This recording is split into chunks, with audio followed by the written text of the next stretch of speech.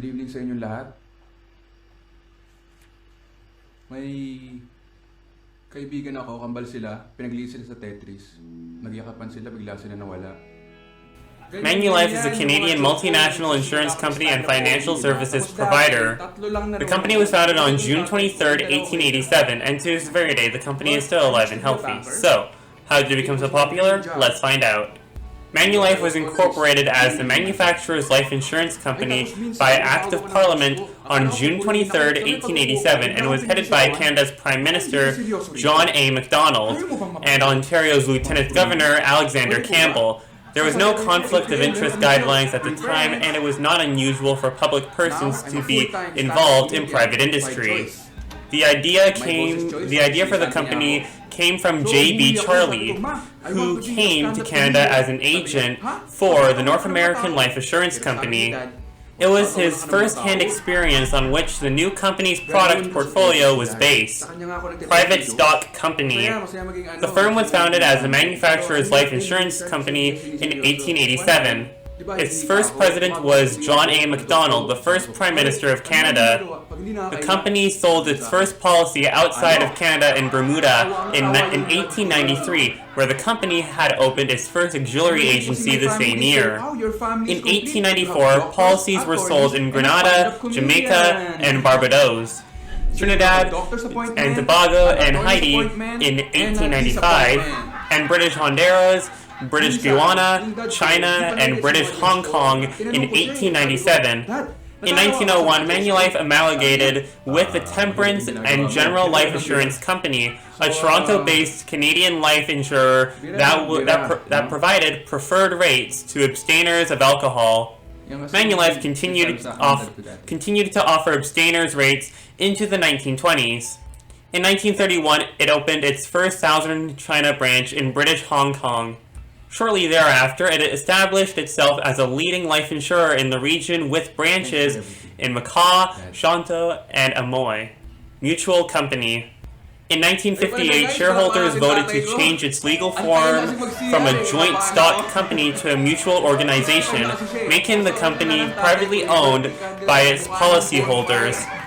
In 1984, Manulife announced that it had acquired Waterloo, Ontario-based Dominion Life Assurance Company, a deal that included the purchase of all the outstanding stock of the company from Lincoln National.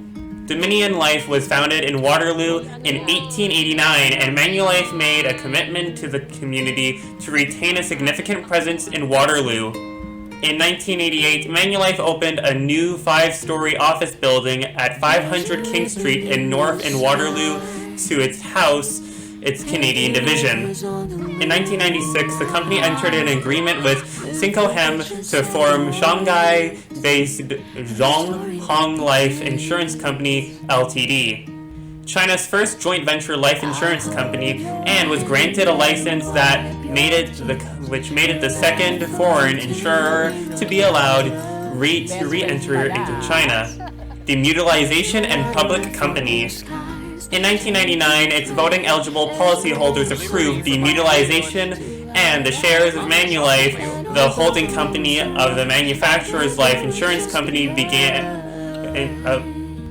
The Manufacturers Life Insurance Company and its subsidiaries began trading on the Toronto Stock Exchange, TSX, the New York Stock Exchange, NYSE, and the Philippine Stock Exchange, PSE, under the ticker MFC, and on the Stock Exchange of Hong Kong, SEHK, under ticker 945.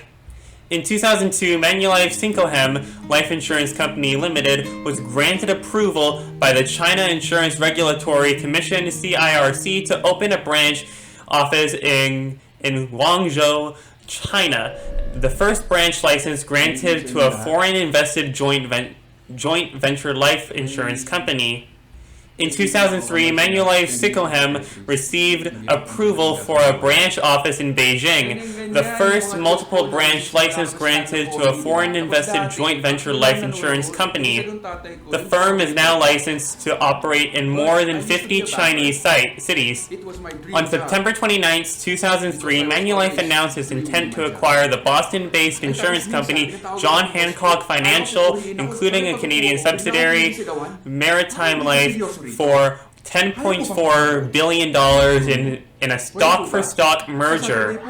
The merged entity would initially be led by John Hancock CEO David F. D'Alessandro, but he would step down in June 2004. In 2008, Manulife announced that Gail Cook Bennett would become the first female chair of the board. Cook Bennett was the first female board member of the company appointed in 1978. In September 2009, the company purchased AIC's Canadian Retail Investment Fund business.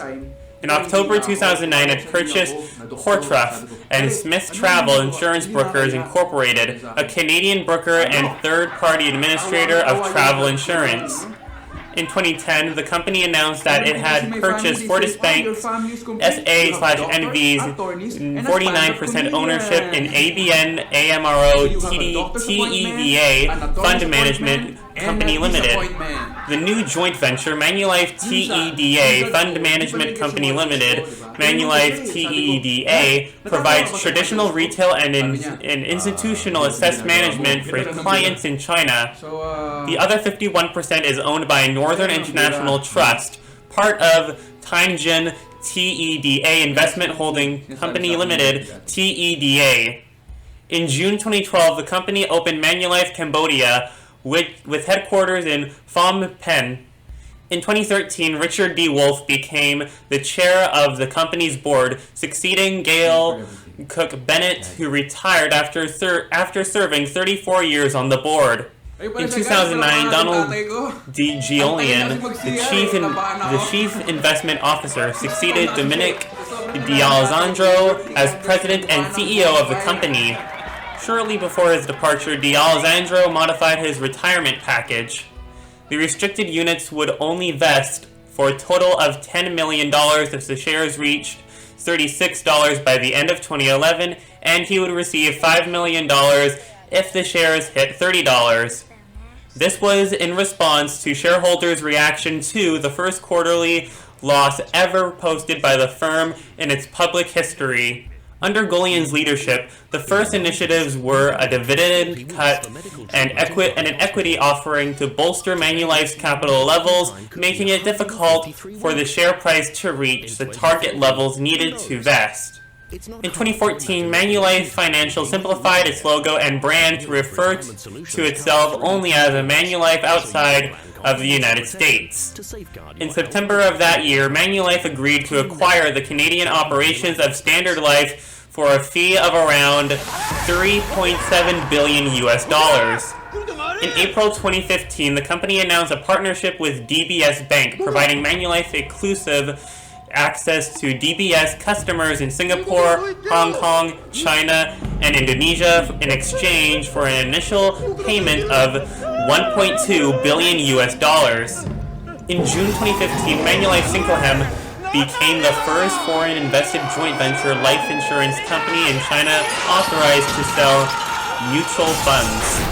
In April 2016, Manulife became the first Canadian insurance company to offer life insurance to people who are HIV positive, ensuring people who have tested HIV positive who are between ages 30 and 65 can meet certain other criteria for life insurance policies that would pay up to $2 million upon death. In May 2016, Manulife U.S. Real Estate Investment Trust became a public company via an initial public offering on the Singapore Stock Exchange. In April 2020, Manulife bought 49% of then privately held Mahindra AMC of India and renamed the JV Mahindra Manulife Investment Management Company.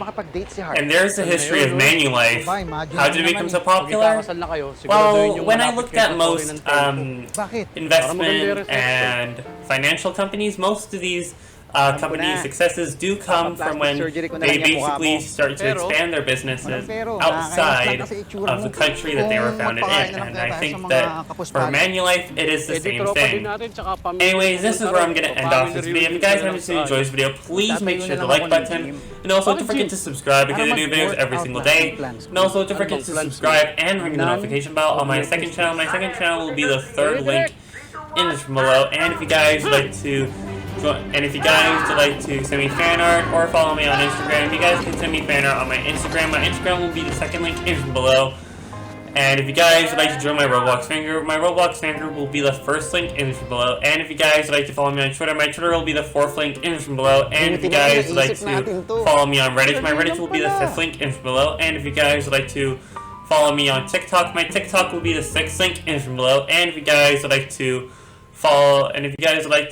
check out my Facebook page, my Facebook page will be the seventh link in the description below. And until then, I will see you guys in the next one. Goodbye!